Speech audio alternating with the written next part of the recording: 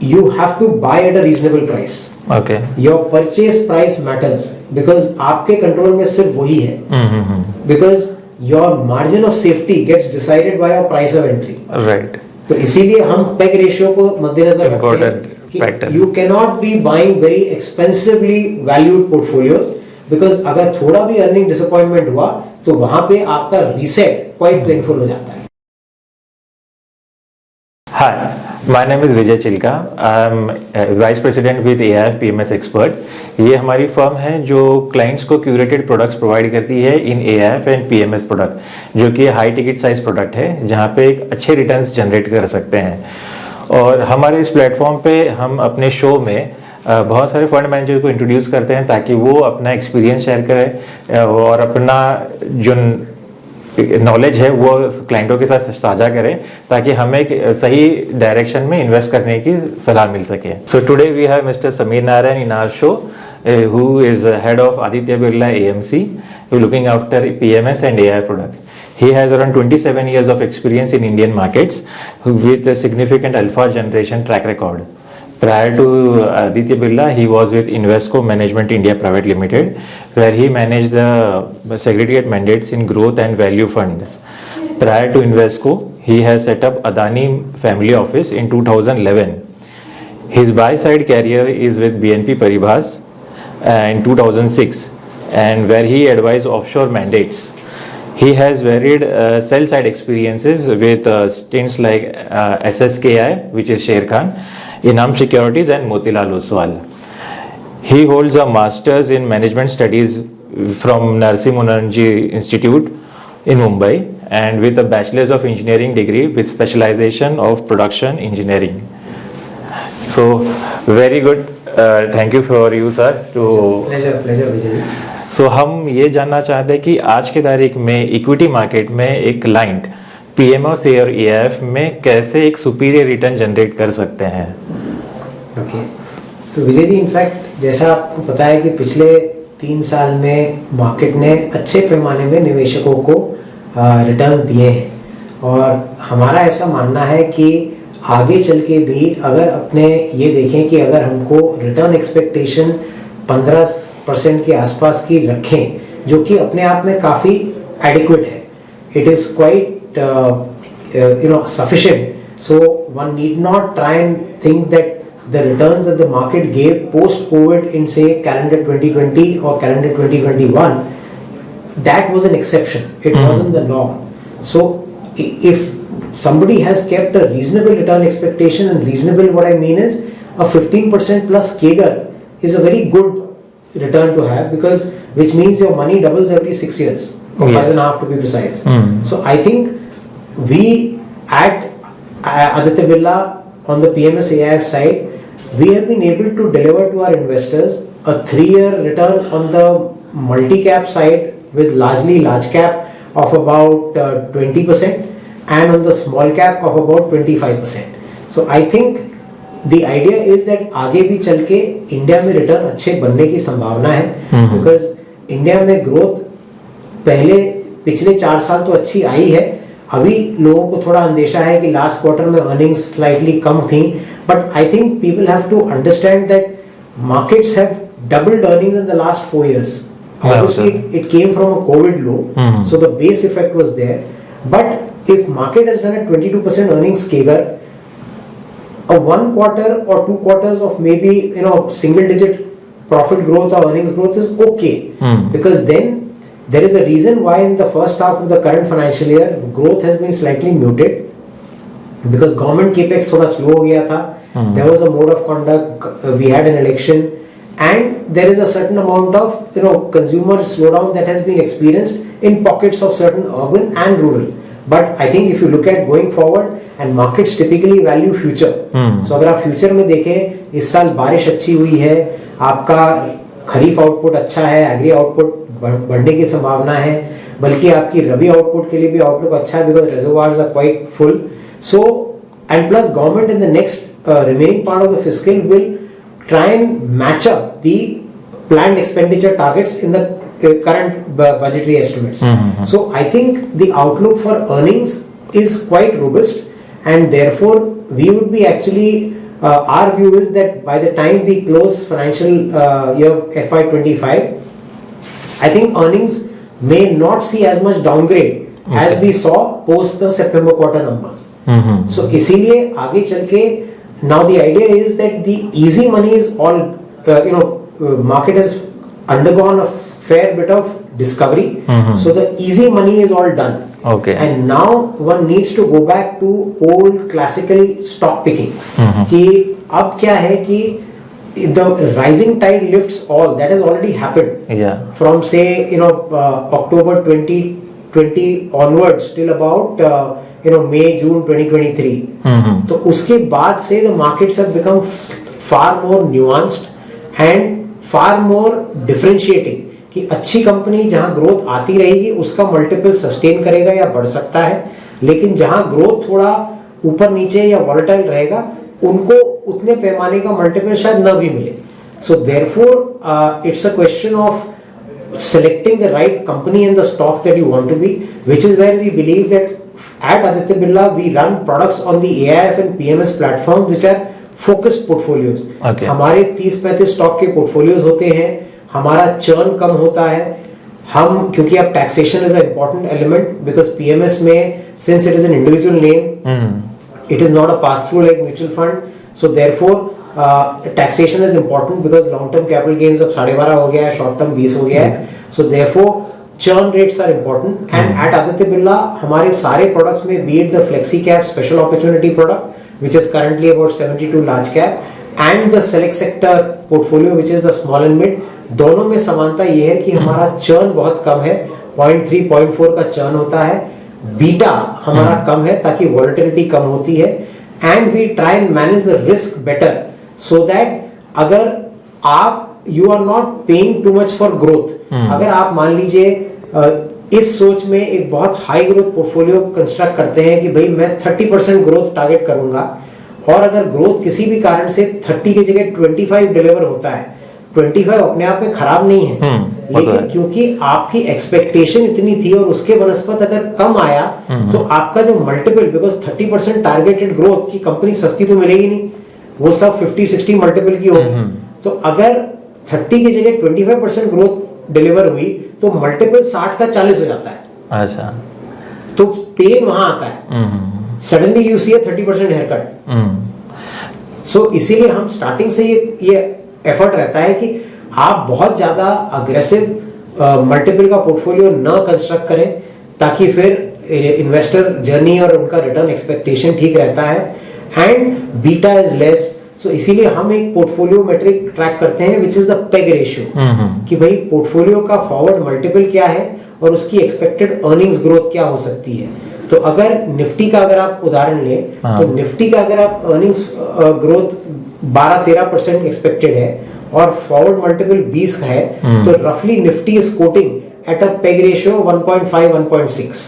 सो अगर आपके पोर्टफोलियो का भी पेग इसी के आसपास है then you are not paying hopelessly for expected earnings. Right. So then chances of negative surprises are low. तो वो हम अपने इन्वेस्टमेंट प्रोसेस में उसको ऑलरेडी इनकॉर्पोरेट करके चलते हैं. इसीलिए हमारा जो लार्ज कैप स्ट्रेटजी है जो एक्चुअली है फ्लेक्सी कैप, लेकिन हम अभी उसको लार्ज कैप तौर पे चला रहे हैं विच इज स्पेशल अपॉर्चुनिटी. उसमें अगर आप देखिए तो 72% लार्ज कैप है, उसका बीटा 0.87 है, उसका चर्न 0.5 है और उसका 3 year delivered CAGR is about 20%. Okay. So कम रिस्क लेके अगर आप 20% रिटर्न डिलीवरी मीट कर पा रहे हैं तो हमको लगता है कि बहुत ज्यादा अग्रेशन लेने की जरूरत नहीं है. तो यहाँ पे मैंने कि क्लाइंट को ये समझना चाहिए कि जो कोविड की वजह से मार्केट में डाउनफॉल आया था उसकी वजह से जो बेस क्रिएटर था तो उससे रिकवरी जल्दी फास्ट हुआ था. तो पिछले कुछ सालों में हमें अच्छा रिटर्न देखने को मिला, बट अब वो खत्म हो चुका है सिनारियो. अब आप हमको रियलिस्टिक एक्सपेक्टेशन रखनी पड़ेगी और कंसिस्टेंसी बहुत मैटर करती है, वरना आप एग्रेसिव किसी फंड में जाओगे तो लॉस होने की प्रोबेबिलिटी थोड़ी बढ़ सकती है. अग्रेशन में बीटा हाई होगा तो वो ऊपर जा सकता है तो गिर भी जा सकता है. बीटा का मतलब है कि अगर किसी पोर्टफोलियो का बीटा 1 है, राइट, तो अगर market moves up 10% portfolio will move up 10%. Similar range में. सिमिलर. तो अगर बीटा 1.2 है हाँ. तो अगर market moves up 10 10%. Portfolio will do 12. Okay लेकिन the converse is equally true. Hmm. If the market falls 10, this portfolio will fall 12. Okay So volatility इस portfolio की ज्यादा रहेगी. तो इसीलिए अगर आप बीटा कम लेके चले, चर्न कम करें, that means you let compounding work in the interest of the investor. तो इन्वेस्टर की इम्पैक्ट कॉस्ट कम होगी, उसका टैक्सेशन टैक्सेशन इम्पोर्टेंट है क्योंकि जिस तरह से भी टैक्स बढ़ा है, so it is also an important parameter for clients to consider. Yeah. So उस हिसाब से अगर आप देखें तो हमारा तो ऐसा मानना है कि इन्वेस्टर्स हैव बोथ ऑप्शंस. जैसे अगर आप स्मॉल एंड मिड में निवेश करना चाहें तो इंडिया इज अ स्टोरी जहां, और इंडिया इज इकोनॉमी जहां स्मॉल एंड मिड में अगर आप लंबी अवधि के लिए होल्ड करते हैं तो आपके रिटर्न्स टिपिकली बेटर होंगे. ओके. प्रोवाइडेड आप सही स्मॉल एंड मिड पिकअप करें और उसको थ्रू द साइकिल होल्ड करें. Right. तो मतलब मॉडल्स और businesses that can scale up from being a small cap to mid cap to large cap, उसमें बड़े पैमाने में पैसे बनते हैं. कॉन्वर्सली उसमें फेलियर रेट भी हाई होता है क्योंकि बहुत सी small and mid cap company they don't make the transition. So therefore you have to be very careful कि what you buy and you have to give them time to scale up and then deliver. So जैसे India में हमेशा अगर आप अच्छे level से small and mid cap पे invest करें तो 20% के आसपास का केगर डिलीवर हो सकता है. Okay. So 20% is like the an ideal और अच्छा एक रिटर्न है जो कंसिस्टेंटली. आइडियल नहीं है, आइडियल है 15 से 17 के बीच. अच्छा. अगर आप थोड़ा ढंग से करेंगे तो 20 भी आने की शक्यता, प्रोबेबिलिटी अच्छी है. हाँ. लेकिन स्मॉल एंड मिड में आपको लंबा होल्ड करना पड़ता है. तो फिर अगर आपने सही स्टॉक्स या सही बिजनेसेस कंपनी के चुने हैं और आप उनको होल्ड किए हैं तो फिर 20% can be delivered. But I think otherwise for a reasonable return expectation is anything upwards of 15. So you can construct a portfolio targeting 15% plus earnings, which means कि अगर मल्टीपल एक्सपेंशन न भी हुआ और अर्निंग्स डिलीवरी हो गई तो आपको 15 से 17% का रिटर्न मिल जाना चाहिए.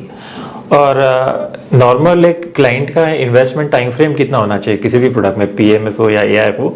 बिकॉज मुझे और हमें ऐसा लगता है कि एक छोटे टाइम फ्रेम में अगर आप इन्वेस्ट करोगे तो that will not give the desired result, right? So what is an ideal investment time frame? तो Vijay ji, there is a popular saying, Rome was never built in a day. वो तो बात है. तो इसीलिए क्या होता है कि सब लोग पिछले 3 या 6 महीने का रिटर्न देख के सोचते हैं कि हमको अगले 3 महीने में पिछले 6 महीने का रिटर्न मिल जाए. वो नॉर्मली इट डजंट फ्रक्टिफाई, क्योंकि एक पैमाने पे जब मार्केट ने एक लेवल का रिटर्न दे दिया है, right. तो उसके बाद markets will also consolidate. It will then make the difference between companies who will continue to deliver robust earnings and companies who may not, right. who may undergo a period of mean reversions. तो इसीलिए ऐसा मानना है कि 15% के आसपास का return expectation reasonable है. उससे जो भी ज्यादा मिला, that could be a function of the market cycle which tends to get given back whenever the market corrects, which right. it did in the last month. Right. So therefore हम तो ये कहेंगे कि जी आप बहुत अग्रेसिव रिटर्न अगर chess कर रहे हो तो आपको डिसअपॉइंटमेंट होने की चांसेस ज्यादा हो जाती हैं. तो इसीलिए you have to take care of the risk first. अगर आप रिस्क को मैनेज कर लो तो returns take care of themselves. Very good sir. So इसमें किसमें ज्यादा फोकस होना चाहिए आज के टुडे सिनेरियो? लार्ज कैप में ज्यादा फोकस रखें, मिड कैप या मल्टी कैप में ही रखें? विजय जी, हमारे हिसाब से तो किसी भी इन्वेस्टर को, या फिर उनके एज और उनके इंडिविजुअल रिस्क एपिटाइट के हिसाब से वो चूज कर सकते हैं, right? Absolutely. I think for that he can consult experts like you और हिज एडवाइजर कि भाई आप क्या एसेट एलोकेशन कीजिए, और उस हिसाब से एक बार आपने एक एसेट एलोकेशन निर्धारित कर दिया है तो आप उसको फॉलो कीजिए. Okay. Because there is no ideal time horizon for generating returns. Because the longer you let money work in the markets, it will compound earnings, right, and it will compound your returns. So therefore I would say that for any investor a minimum 3 to 5 year return horizon is the base starting point. It is like wine, it only ages better with time. तो एक classic अगर 26% से भी अगर आपका portfolio होता है तो 3 साल में पैसा डबल होता है और 10 साल में 10 गुना हो जाता है। सो सुनने में ऐसा लगता है 3 साल में जब डबल ही हो रहा है तो 10 साल में इतना कैसे होता है, लेकिन एक्चुअल कंपाउंडिंग वही है। So the more you invested time जब आपका इन्वेस्टमेंट होता है तो रिटर्न्स आपके बहुत अच्छे मल्टीपल ग्रोथ में आते हैं। एब्सोल्युटली। ठीक है। So any more advice that you would like to share with? तो विजय जी, हम तो ये कहेंगे कि आज के दिन भी बाजार में निवेशकों के लिए ऑप्शंस हैं। आप उसको देख परख के आप उनमें एंट्री कीजिए, आप उनमें पार्टिसिपेट कीजिए, क्योंकि इंडिया की ग्रोथ डिलीवर होगी। And it is just that one has to be patient and one has to manage the risk, because अब हो सकता है वॉलेटिलिटी थोड़ी बढ़ेगी, both because of global issues and the geopolitics and the change of guard in the US, and India also is undergoing a certain consolidation in terms of its earning cycle. तो दोनों factors आज के दिन काम कर रहे हैं simultaneously, इसीलिए अगले 3-5 महीने में one should be very clear कि भाई ये एलोकेशन मैं अगले 3 महीने या 6 महीने टच नहीं करूंगा, मैं उसको देख समझ के उसको अगले 3-5 साल बाद ही इवेल्युएट करूंगा।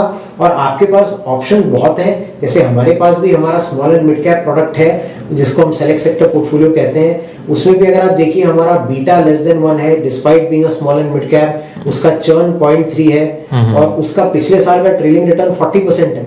Very good return. और उसमें हमारा स्मॉल कैप परसेंटेज खाली 36% है। ओके। तो लार्ज कैप पोर्शन इतना ज्यादा होते हुए भी इस तरह का रिटर्न आया है, तो it's a very good return. इसीलिए one need not take excessive risk, क्योंकि ये एक धारणा है कि भाई हमको रिस्क लेना पड़ेगा, हमको चर्न करना पड़ेगा रिटर्न टारगेट करने के लिए। ये धारणा हम उससे बिल्कुल सहमत नहीं है। In fact if you look at both in our flexi cap, which is a large cap product, which is India's special opportunity, as well as in select sector, which is a small and mid cap, हम उसमें risk कम लेते हैं, हम churn कम करते हैं, हमारा beta कम है, लेकिन उसके रिटर्न पर्याप्त आते हैं। सो कंसिस्टेंसी मैटर मोस्ट। एब्सोल्युटली। आप कंसिस्टेंसी रखो और एक बेंचमार्क के ऊपर आप कंटिन्यूसली परफॉर्म, तो मार्केट के फ्लो के हिसाब से आपको ज्यादा अल्फा भी मिल सकता है, लेकिन आपको रियलिस्टिक एक्सपेक्टेशन सेट होनी चाहिए और आपको उसको थोड़ा टाइम अवधि ज्यादा देनी पड़ती है। And you keep monitoring it. For example in the September quarter हम अपनी सारी कंपनीज को ट्रैक करते हैं कि उनका इस क्वार्टर परफॉर्मेंस कैसे आया। तो हमारे दोनों पोर्टफोलियोज में I am happy to report कि for the September quarter our portfolio companies reported better on an average than the broader market.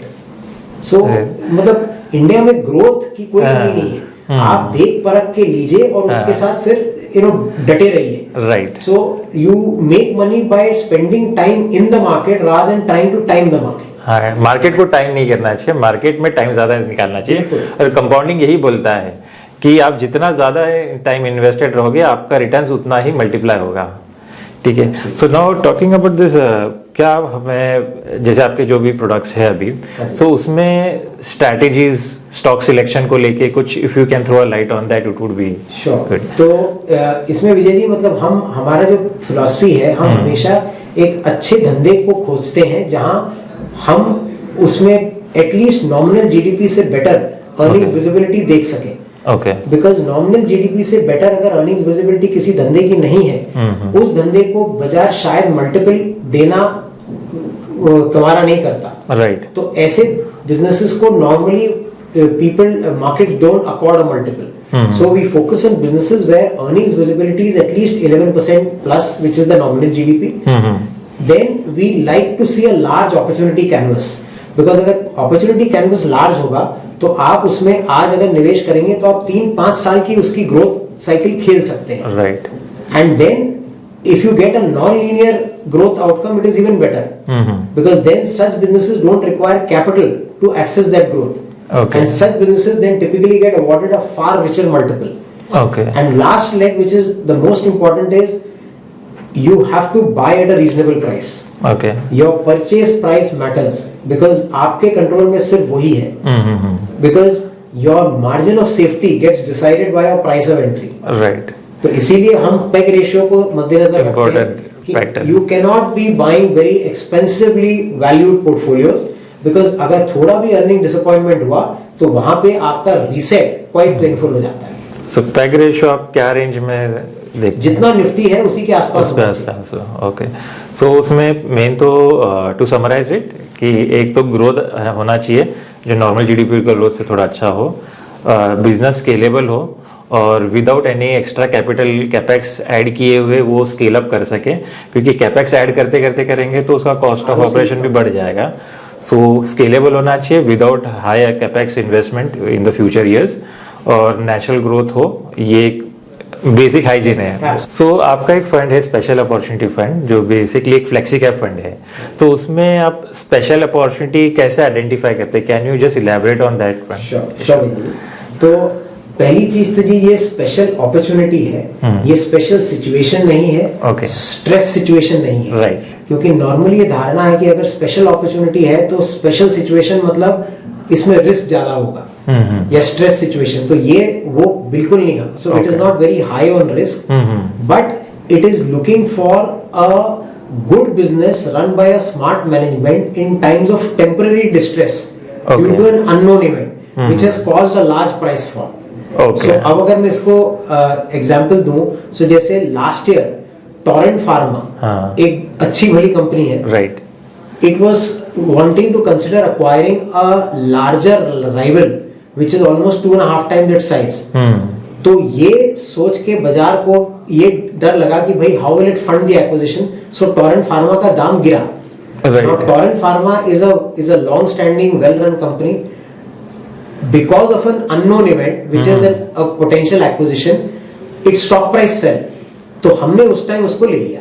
Okay, और उसमें हमको पिछले एक साल में करीब 70% रिटर्न बन गया। Right, so this is a special opportunity. वो हमेशा नहीं रहती, वो आती है और फिर चली जाती है। राइट, लेकिन जब वो आएगी तब आपको सतर्क रह के उसमें ले लेना चाहिए। Right, I just correlate this thing with Tata Steel acquiring Corus, जो स्टील कंपनी में थे, जो उससे बड़ी साइज थी उसको एक्वायर किया, एंड अगेन टाटा मोटर्स जब उन्होंने जगुआर को एक्वायर किया, राइट। तो टेम्पररी फॉल होता है लेकिन वहां पे एक अर्निंग अपॉर्चुनिटी बन जाती है। उसमें आपको फिर वो ये देखना पड़ता है कि इसमें management quality has to be good, क्योंकि अगर वो मैनेजमेंट क्वालिटी ठीक नहीं होगी तो वो फिर स्पेशल अपॉर्चुनिटी नहीं, वो फिर क्राइसिस ही बन जाएगा, and it will become a lingering uncertainty. उनसे आप दूर रहिए। लेकिन जहां आपको मैनेजमेंट क्वालिटी अच्छी दिखती है वहां अगर आप इसमें निवेश करते हैं तो आपके फिर रिटर्न बनने की संभावना ज्यादा हो जाती है। जैसे इसी साल जुलाई में एक और स्पेशल अपॉर्चुनिटी आई थी विप्रो में, जब उनके एमडी चेंज हुए थे। तो similarly one can that is how special opportunity का मतलब है अच्छी नस्ल का घोड़ा जिसका अभी वक्त खराब है। ओके, क्योंकि जो अच्छी नस्ल का होता है वो तो आज नहीं तो कल अपना वैल्यू दिखाएगा ही दिखाएगा। तो उसको आपको उस टाइम लेके फिर उसको बैठ जाना है, राइट, बिकॉज आपकी फिर क्योंकि स्पेशल अपॉर्चुनिटी की वजह से आपका भाव नीचे गिर गया तो आपकी मार्जिन ऑफ सेफ्टी आ गई, राइट। उसके बाद मैनेजमेंट स्मार्ट है तो मीन रिवर्जन करेगा और उसमें ग्रोथ तो है ही, राइट राइट। सो इसीलिए ये स्ट्रेटेजी ने कंसिस्टेंटली पिछले 3 साल करीब 20% केगर दिया है। और यहाँ पे मेरे शायद मुझे बहुत सारे छोटे निवेशक जो होते हैं जो कम जानकार होते हैं वो अच्छी कंपनी अगर नीचे फॉल आ रही है तो पैनिक होके सेल कर देते हैं। तो यही है, पेशेंस का गेम है, इन्वेस्टिंग इज टोटली। सो इसीलिए हमें we need experience fund managers जो ऐसे अपॉर्चुनिटी को टैप कर सके, उसकी वैल्यूएशन को समझे और उसमें हमें अच्छा रिटर्न्स बना के दें। सो ये तो एक बहुत कमाल की चीज़ है। Thank you. ठीक है, इस तरह की और कुछ जैसे स्पेशल अपॉर्चुनिटी हो गई या और कुछ अपना इन्वेस्टमेंट थीम या हाँ जी, तो फ्रेमवर्क में आता हो, तो हमारा जो दूसरा प्रोडक्ट है सेलेक्ट सेक्टर, वो हमारा small and mid cap product है। लेकिन उसमें 2-3 डिफरेंशिएटर्स हैं कि हम उसमें हमेशा 10-15% लार्ज कैप प्लस कैश रखते हैं। क्योंकि भले ही वो है स्मॉल एंड मिड प्रोडक्ट, लेकिन उसमें एक किसी जिसको बोलते हैं एंकरिंग, एक लार्ज कैप की हमेशा जरूरी होती है, because small and mid cap में एज इट इज वॉलेटिलिटी बहुत होती है, राइट। और हमेशा ये होता है कि small and mid section of the market जब भी मार्केट फॉल होता है वो सबसे ज्यादा इलिक्विड हो जाते हैं। तो इसीलिए हम उसमें 15% लार्ज कैप प्लस कैश हमेशा रखते हैं। कैश कंपोनेंट होना जरूरी है इन अ स्मॉल कैप फंड, ताकि एब्सोल्यूट कैश नहीं है, लेकिन अगर लार्ज कैप भी हुआ तो भी वो लिक्विड है, यू कैन चेक। सो इसीलिए उसमें 15% up to large cap plus cash रखता है ताकि वो उसमें लिक्विडिटी एम्पल हो। और इसमें भी अगर आप देखें हमने ऐसे काफी नाम लिए हैं जो उस टाइम पे अगर हम हमेशा लॉन्ग टर्म पोटेंशियल देखते हैं किसी कंपनी का, फॉर एग्जांपल इसी प्रोडक्ट में हमने दीपक फर्टिलाइजर्स नाम का एक स्टॉक लिया था बहुत साल पहले, करीब 1.5 साल पहले, और उस टाइम पे कंपनी के कंट्रोल में था, वो सब ठीक से कर रही थी, मतलब उसका केपेक्स उसने कमीशन कर दिया, लेकिन किसी कारण से उसके प्रॉफिट्स नहीं डिलीवर हो पा रहे थे because product realisations had fallen. तो 6-8 महीने तक स्टॉक ने कुछ नहीं किया, लेकिन उसके पश्चात इस साल 9 महीने में स्टॉक डबल हो गया। तो इसीलिए आपको you have to look for companies that are doing the right thing which is in their control and which is available to you at a reasonable discount to fair value. तब आपके उसमें small and mid cap में ऐसी company can easily migrate from small to mid to large. Right. तो तब आप अच्छे return बनाते हैं और आप रिस्क मैनेज करके चलो तो और भी अच्छा है। जैसे हमारे small and mid cap product ने पिछले साल भर में निवेशकों को करीब 40% रिटर्न दिया है, very good, and without taking too much of risk. मतलब even though it is a small and mid cap product, हमारा एवरेज मार्केट कैप करीब 90,000 करोड़ है, बिकॉज इसमें 15% लार्ज कैप प्लस कैश रहता है, प्लस इसका बीटा लेस देन 1 है, it is about 0.9, और इसका चर्न 0.3 है। ओके। क्योंकि इसमें हम बहुत ज्यादा उठापटक नहीं करते, हम चाहते हैं कि जिस कंपनी को हमने देख समझ के लिया है हम उसको वक्त दें ताकि वो डिलीवर कर पाए। और कभी कभार डिले होती है, लेकिन companies which are doing what it is in their control well, आदतन देखा है कि your patience will always be tested but your conviction will always be rewarded. हाँ, ये बहुत इंपॉर्टेंट लाइन बोली आपने। बिल्कुल। पेशेंस आपको होना चाहिए और कन्विक्शन होना चाहिए। पेशेंस होना चाहिए टू होल्ड द स्टॉक। सारे एनालिसिस हो जाने चाहिए which a fund manager definitely do because their core activity is identifying the right stock. और जैसे उन्होंने बताया स्पेशल अपॉर्चुनिटी, कि अच्छी कंपनी में स्पेशल अपॉर्चुनिटी आती है, लेकिन उसके पीछे का रीजन क्या है वो आइडेंटिफाई होना चाहिए। क्योंकि अगर आपका वहां पे अगर सही नहीं बैठा एनालिसिस, सो जैसे आपने बताया कि कंपनी आपका नुकसान हो सकता है। हाँ, बिल्कुल। सो वो जो फॉल है एक अच्छी बड़ी कंपनी में, वो किस वजह से और वो कितना वैलिड है, उसके लिए हमें डेफिनेटली फंड मैनेजर्स हेल्प करते ही हैं। सो हमें इसीलिए खुद से एनालिसिस करने से अच्छा किसी प्रोडक्ट के थ्रू इन्वेस्ट करना ज्यादा बेहतर है, राइट? आप खुद भी कर सकते हैं, लेकिन फिर आपको उसको ज्यादा मॉनिटर करना पड़ेगा, आपको उसको ट्रैक करना पड़ेगा। तो हम खाली ये कहते हैं कि जी आप जो भी कीजिए देख समझ के कीजिए। राइट। नहीं, उसके लिए काफी ट्रैकिंग करना पड़ता है, इंफॉर्मेशन होना होता है। तो as most of the clients they have their own main core business, so investing is like their alternate way of generating an income and increasing the wealth. So इसमें एक डेडिकेटेड फंड मैनेजर के through rely करना ही ज्यादा better option है, right? मतलब आप better adviser हैं, तो आप जो कहेंगे आई अज्यूम आपके investors will be listening to your good advice. Yes, definitely. तो आप स्मॉल कैप फंड के बारे में थोड़ा और डिटेल्स बता सकते हैं? हाँ जी, तो स्मॉल एंड हमारा जो सेलेक्ट सेक्टर पोर्टफोलियो है सर, इसमें हम ये ट्राई करते हैं कि जो कंपनियां हम लें वो एटलीस्ट उनमें 3 to 5 years की ग्रोथ विजिबिलिटी दिखे। कि भाई ये either they are accessing a large growth avenue and they are having some strength on which they will be able to get a market share gain। तो उसको आज भले ही कंपनी बहुत बड़ी ना हो, लेकिन अगर उसके पास एक राइट टू विन है जो कि वो इम्प्लीमेंट करके एग्जीक्यूट करेगी, तो फिर आगे चल के वो बड़े पैमाने पे बढ़ सकती है। So such ideas we always try and we had bought Bombay Stock Exchange in March last year, and because we thought कि भाई अब अगर लोग NSE के पीछे जा रहे थे, because NSE was available at 1.5 lakh crore market cap, और उस टाइम पे BSE का स्टॉक आपको 7,000 करोड़ के मार्केट कैप पे मिल रहा था, ह्यूज गैप। तो हमको लगा कि भाई अगर 20% का मार्केट शेयर है तो फिर एटलीस्ट 25,000 करोड़ की तो उसकी वैल्यू होनी चाहिए। राइट। तो there was a lot of discount. तो then in that case we took exposure to BSE, and हमारे निवेशक आई एम श्योर खुश होंगे, क्योंकि पिछले 1.5 साल में बीएसई के स्टॉक ने अच्छे पैमाने पे रिटर्न दिए हैं। राइट। तो वो हमने वो भी लिया था, दीपक फर्टिलाइजर मैंने आपको बताया। तो ऐसे हम नाम चुनते हैं जहां हमको लगता है कि भाई the runway for growth is long and we manage the risk well, कि भाई आप बहुत ज्यादा high beta high value portfolio ना क्रिएट करें, क्योंकि अगर उसमें थोड़ा भी रिटर्न डिफरेंशियल ऊपर नीचे होता है तो निवेशकों को थोड़ी एंजाइटी हो सकती है वॉलेटिलिटी की वजह से। Right. So very good session sir. आपसे काफ़ी कुछ सीखने को मिला और हमारे दर्शकों को भी काफ़ी कुछ सीखने को मिला। कुछ की लर्निंग्स तो मैं जो अभी बता देता हूँ। एक तो अच्छे टाइम फ्रेम तक इन्वेस्ट कीजिए, अच्छे प्रोडक्ट्स को इन्वेस्ट कीजिए, और कंपनीज में सस्टेनेबिलिटी बहुत मैटर करती है रिटर्न से ज़्यादा, क्योंकि वही आपको, क्योंकि कंपाउंडिंग इफेक्ट तो तब आएगा जब you are continuously making a profit, right. तो पेशेंस होना बहुत ज़रूरी है और वॉलेटिलिटी उसमें कम होनी चाहिए, राइट। बिल्कुल ठीक है। Thank you for your valuable time sir. Thank you. Thank you. Thank you.